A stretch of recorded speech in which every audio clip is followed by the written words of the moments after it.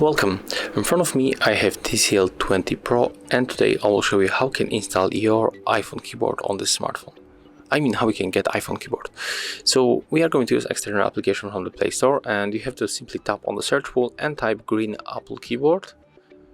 As you can see, currently we are using the Gboard from the Google. We have to get that application from RV Apps, so let's get it. Tap on the install button, and now we have to wait a little bit. Just be patient.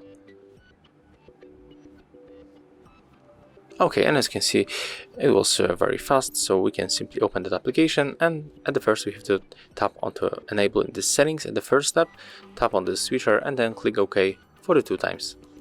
Next, go back, tap to switch input methods and switch to the English United States, green Apple keyboard, then tap finish. And right now we can finally check how it looks. So I'm going to open keyboard in the messages, and as you can see, here it is. We got also emojis, and this keyboard theme looks very close to the iOS. So, if you find this video helpful, remember to leave a like, comment and subscribe to our channel.